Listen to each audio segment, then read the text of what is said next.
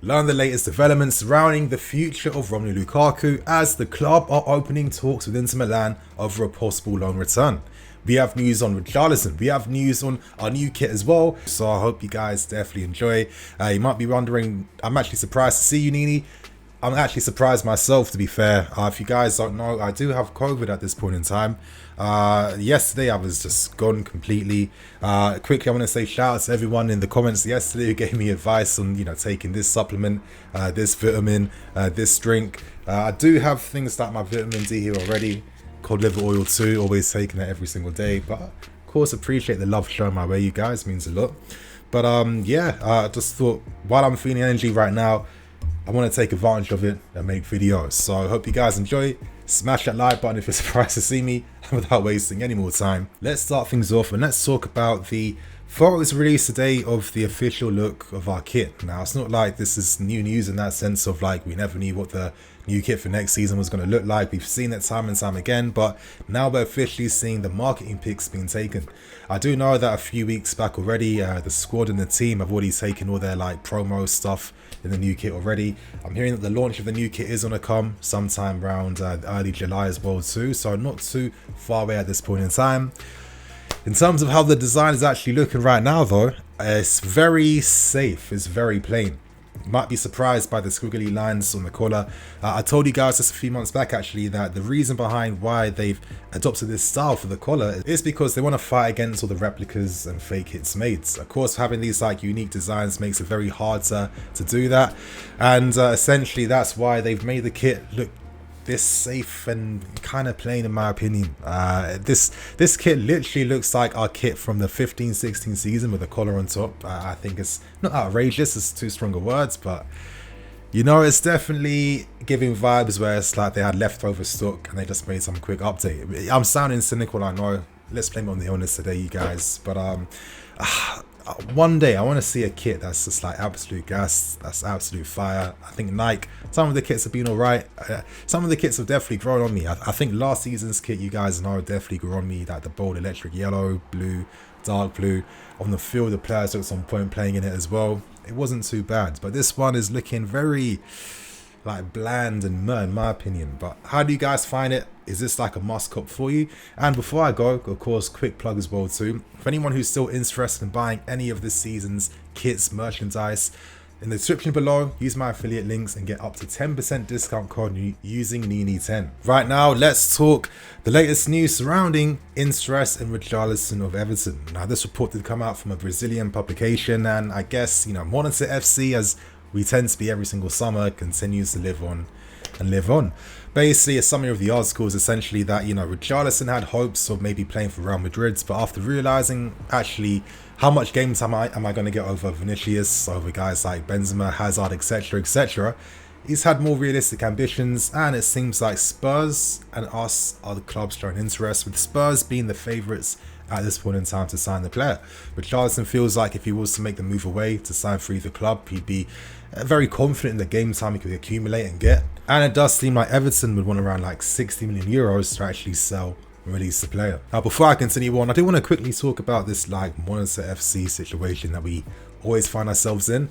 I think we have to apply some like context of reality at this point in time. Now, with players like Koundé and Dembele, the reason why we're hearing so much about them and the reason why they're favourites at this point in time is that we've been holding regular discussions with them over multiple months, and in the case of Koundé, over 12 months plus now. So it only makes sense that these would be guaranteed signings to come, irrespective of new ownership and new news that recently, which we only found out, that Tuchel will now get final say on how he gets to construct his squads.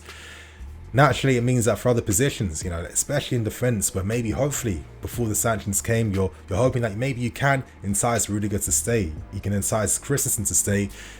It kind of explains why there's no guaranteed set option right now, even though there's a list of options and targets that we all have an understanding of who could be the guys to play for us for next season. So realistically, I'm hoping Koundé Dembele gets done. I think for other moves, that's going to take more time. But anyway, now I've explained the situation, let's continue on with this Richarlison story. And how do I feel about this in particular? I think Richarlison is a good player, but is good enough, if you know what I mean.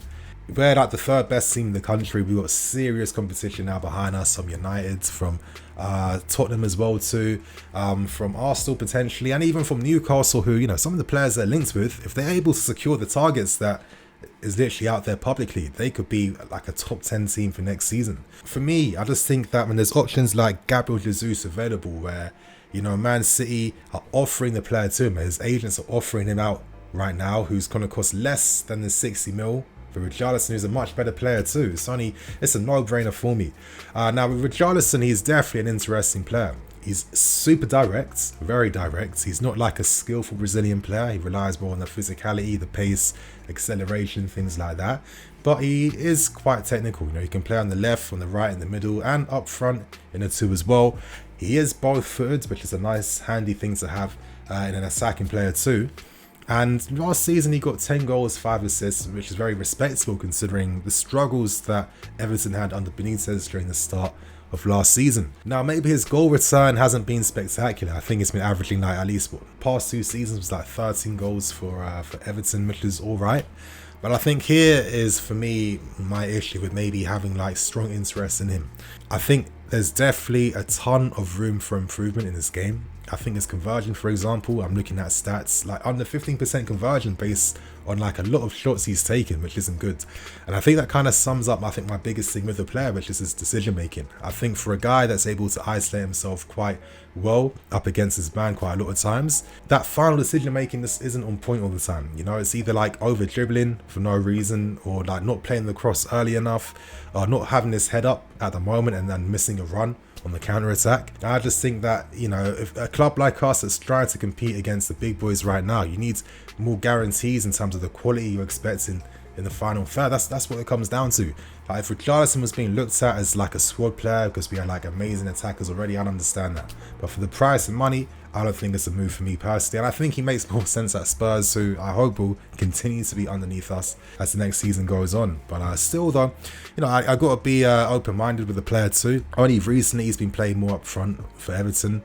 I think he does his best work on the left-hand side. Of course, playing for Everton, he's been like more of like a wide forward who can drift to the left. And he does have like a good leap and good spring. You know, he's got, yeah, he's quite decent aerially considering that he's only like 5'10" as well too. But I just think there's other factors in his game too, like his discipline. I mean, he got like 9 yellow cards last season, crazy amount to be honest. And I think that kind of just reflects his final decision making as well too. So decent player, but we need to do a bit better than decent in my opinion. Anyway, it's time to discuss one of the big stories that dropped this afternoon, and that's involving the future of Romelu Lukaku. Now, I'm going to discuss multiple reports that came up from Fabrizio Romano, reports from Damasio as well too, and recently this afternoon from Matt Law as well. So let's start off with discussing what Romano had to say first. Essentially said in this tweet, Inter are prepared to open direct talks now to discuss loan details, which is good because now it's like super official that everyone currently is looking to get this deal done and over the lines. Of course, we already know that Lukaku has spoken to our club already to force a move back into Milan, and we know that Tuchel is very happy to let the player leave, you know, based on the fact that he has blessing from Todd Bowley when it comes to having final say on how he wants the squad to be. As I'm going to keep saying, there was no bad blood between him and Tuchel, no beefs, no disorganization in the dressing room, nothing like that. The reality is they just realized that they're just not meant for each other, and that's why everything's happening currently. But anyway, right now, you know, they're going to discuss the loan fee, salary, and other details, which for me is probably going to be like the possibility of a player being exchanged from Inter Milan to get this deal over the line. Now, we do have a report that came out from the Sunday Times where essentially we get some figures now behind the valuation difference between us and Inter Milan. Currently, the reports are saying that Inter Milan are more than happy to pay Lukaku's full wages, but would only pay between 7 to 9 million when it comes to an actual loan fee. So I guess their workaround is if we pay for the full wages, give us a reduction on the loan fee. I think that's quite interesting. I mean, part of me feels okay with the ownership now, the fact that we're in a much better and healthier financial situation. Do we necessarily have to be so stringent and strict in terms of, you know, the values we get for players? Sometimes I think you have to take maybe small losses, knowing that in the long term you can probably get that benefit back in the end. For me, Lukaku going into Milan, smacking it there is going to guarantee that they buy him outright, and then we get most of the money back for that deal. I think that works out maybe a bit better than just maybe playing a long waiting game where, you know, in the end, Lukaku doesn't leave, we have a player that's unhappy, and then Tuchel's plans get affected. That would be a massive L in my opinion, but let's see how reports continue to go. Now let's discuss what Damasio had to say. As he says, you know, he also confirmed the updates too, suggesting that Inter Milan are confident actually and are willing to pay the loan fee, even at a large amount, of course, to secure Lukaku. Of course, that willingness from Lukaku to take a massive pay cut is going to help get this deal over the line. Inter Milan hoping we can drop the valuation for obviously the loan fee just by a tiny bit, which would be, of course, big news for us. Still, let's quickly discuss possible player exchanges. I think currently Dumfries seems to be the favourite at this point in time. You know, guys like Martinez, Bastoni, they don't really want to leave just yet. We know that Inter Milan are currently talking to Dybala to get him to sign. However, there seems to be a difference in terms of the valuation of the contract that Dybala wants. You know, Dybala's on 6.5 million a year at Juventus. Inter Milan are offering $1 million less than that, and currently, you know, the player isn't, you know, too confident in taking those terms just yet. So a player exchange, you know, freeing players off the wage bill like him, like Dzeko for example, could allow all parties to get what they want. So we now end things with what Matt Law had to say, a big update that came this afternoon. Yesterday, Lukaku and his reps actually held face-to-face talks with Todd Boehly. Let's not forget the news video I dropped a few days back before, where we know that, you know, Todd Boehly and his affiliation with Rock Nation sporting agency, of course, Lukaku signed up to him. Of course, his relationship too with him and Jay-Z potentially is going to help get some things over the line currently. And the good news is that Matt Law reports that every single party now is, you know, willing to get a deal over the line. We have to realise Lukaku is one of the most important players to get rid of. I think once he goes, then there'll be other players that are going to then make their intentions known and probably leave the club. But, you know, it frees up options in the wage bill and frees up spaces for us to actually replace him now and actually focus on building the attack that Thomas Tuchel wants to have. Now, we do know that Inter Milan have up until the end of this month to get this Lukaku deal over the line, so they can exercise that growth decree law, essentially, which is going to give them a lot of which would essentially make Lukaku's sizable wages more feasible for Inter Milan, exercising those tax laws to help them. So that's the Lukaku story out of the way.